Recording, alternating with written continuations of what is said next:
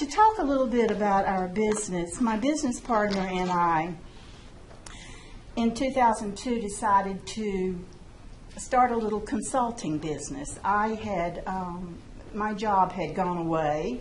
I was doing a little consulting. My business partner still had a job, but he had a client who wanted him to write a handbook. And he didn't have time to do it. So he realized I was doing this, and we connected. And that was our first job. It lasted a whole year. And it's one of these things that here I am, a consultant, and I'm thinking, now what do consultants do? I don't know. I've always had a real job. But it's what I tell our new consultants when they come on with us: fake it till you make it. Don't let anybody know you're scared. Just pretend you know everything. But what I found out, the niche that we were carving out was for small employers who did not have human resource support in their companies. If you've got 15, 20, 30, under 100 people, usually you're not going to have a human resource professional in your company because it's very expensive, and you're probably going to pass off those duties to some other people in the company, the payroll, the hiring. And so what you need, though, is someone who is a professional who understands the compliance issues that you get into trouble with, how you hire, how you discipline people, how you terminate people. And so that was a really good little niche for us. But as we grew, other companies started wanting us to come in and do some special projects with them. And actually, one of our first special projects was here at UNCG, and it was helping with some performance management issues. I believe I did not do the work. We, by that time, had several other people. And so somebody was better at that particular thing than I would have been. So, and that's what we do. So as we grow, we get into training, recruiting. Of course, HR consulting is still our number one thing. And we have a career services now, which helps people with their resumes, helps you learn some interviewing skills, some coaching skills for you. So we also have some support tools, such as we have an electronic application, and we have another tool I'm going to show you, a video view interview. So I don't know if you've even heard of that. Now, has anyone in here had an interview by video? You did? How did you like it? It was all right. It's a little more intimidating than Okay, well, we're going to show you a sample of it. And by the way, if you have a question, please raise your hand or a comment. Feel free to interrupt me, okay? We have 20 independent contractors who work for us. All of these are very experienced human resource professionals, our recruiters, our trainers. And we have 8 employees that get paid before we do. So that's one of the things about being an entrepreneur. You have to be willing to step back and maybe not have some income while other people are getting paid. But without them, you wouldn't have your business. So we're talk about how do we get jobs? How do we get people to hire us?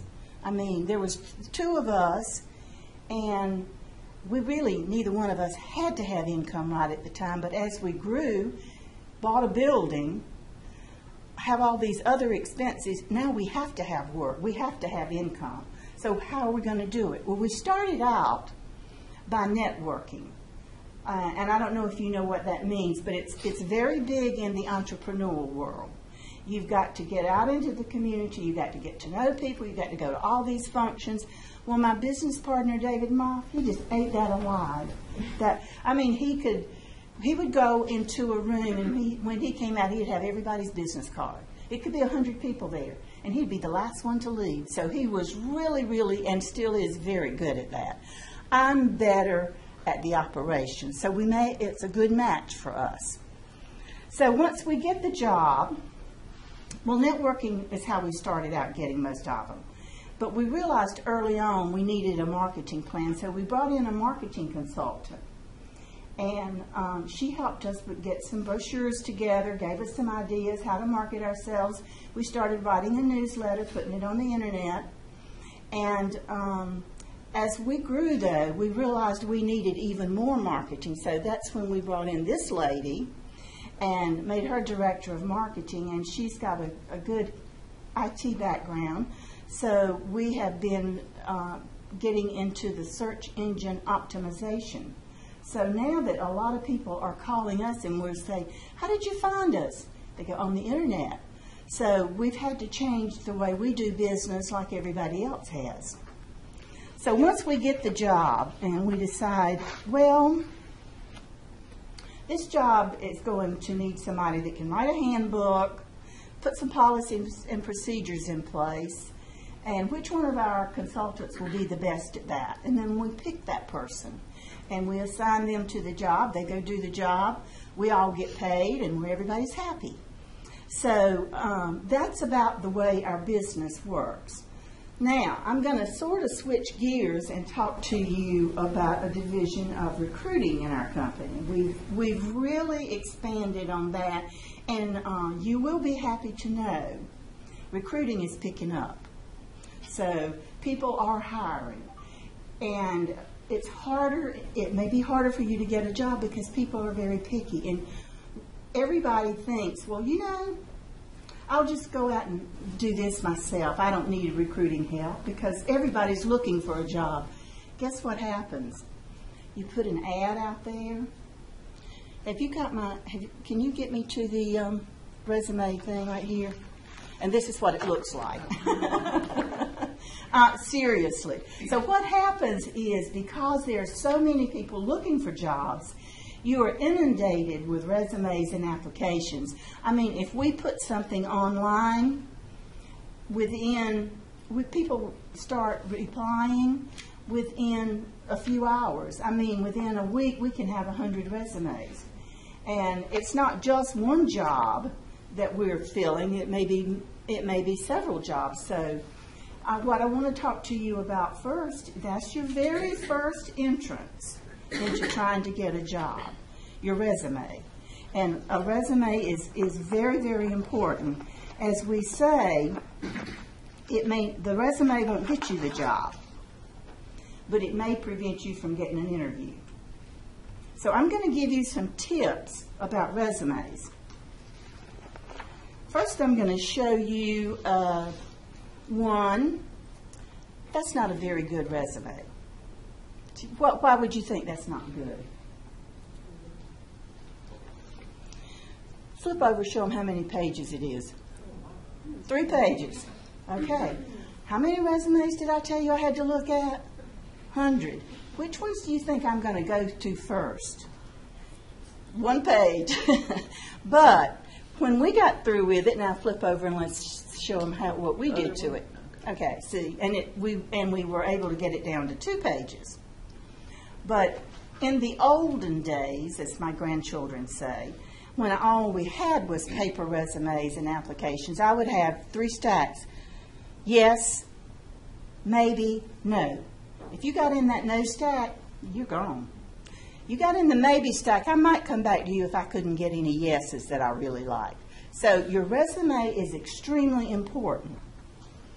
And now with everything online, I'm doing, the way I do it now is I look at, I will probably go through all of the online applications online, and then as I find 4 or 5 that are really good, maybe even 10, I'll print them out. I'm still a print person, so I got to have that piece of paper in my hand.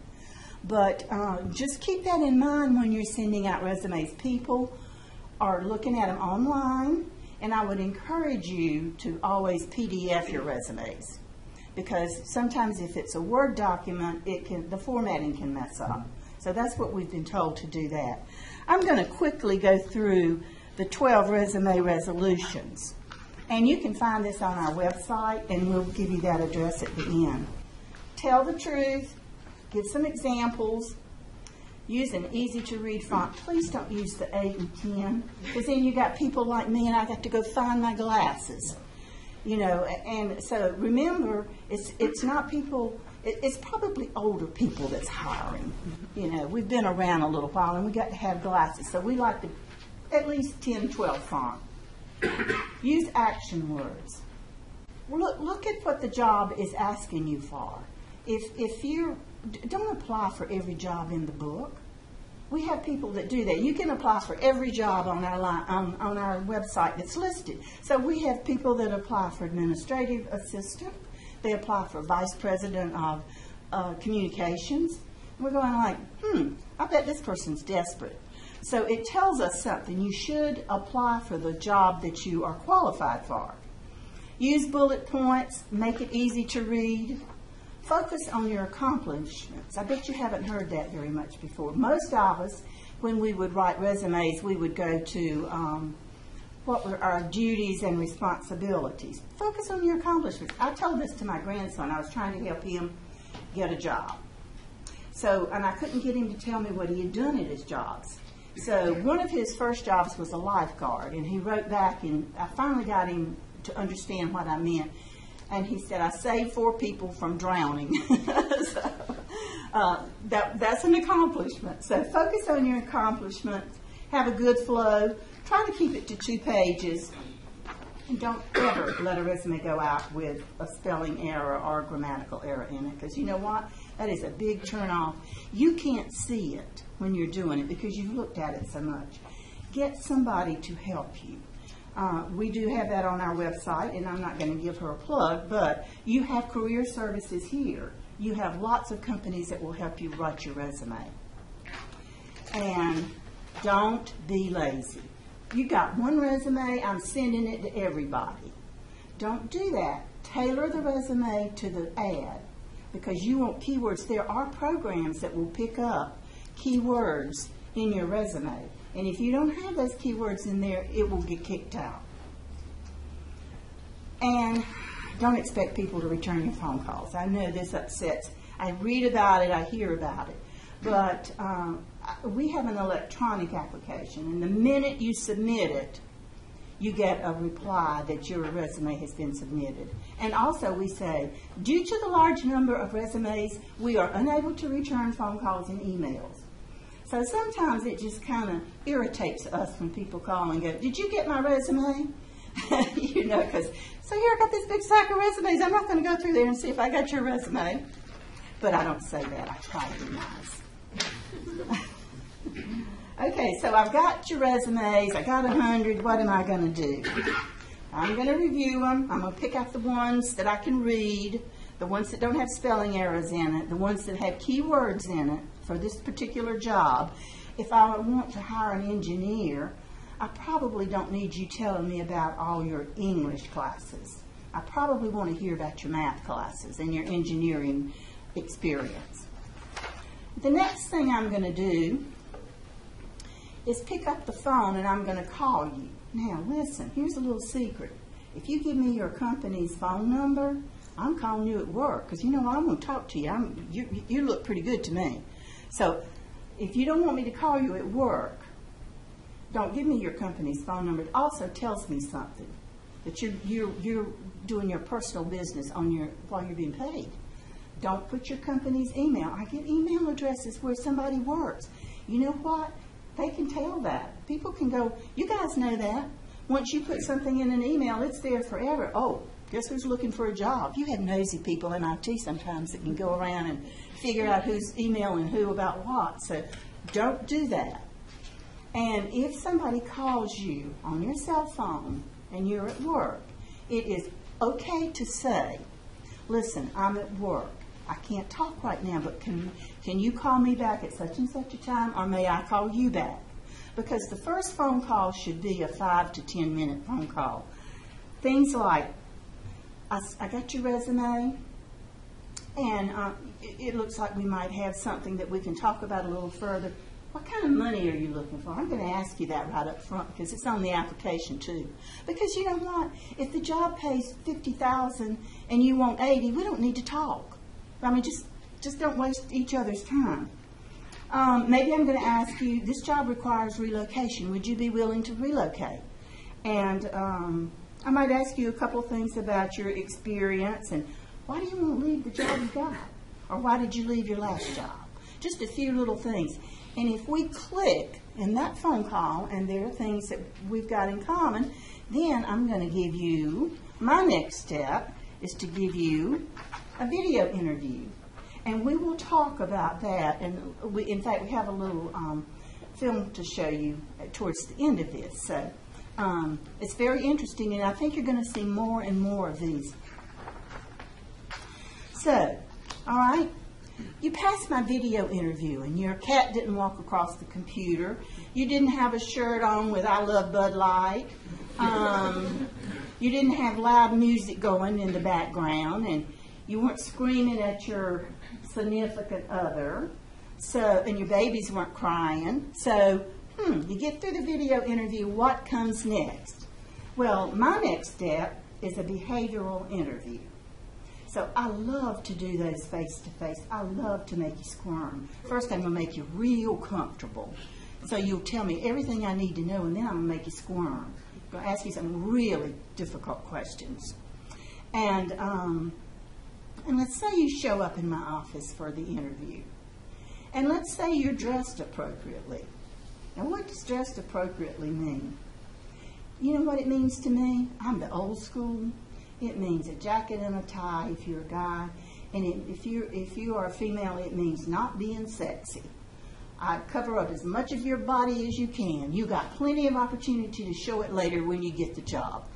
But when you come for that interview, if you're thinking, I'm going to be sexy, I'm interviewing with this guy, maybe it's his wife that's sitting out at the front desk. You ain't getting nowhere. So it's very important, ladies, buy you a suit. If you don't have but one suit, buy you a suit. If you have to wear it to every interview you go to, wear it. But it is very important because what statistics tell us, the interviewer makes up his or her mind the first 5 minutes of the interview and then spends the rest of the time trying to validate that decision subconsciously.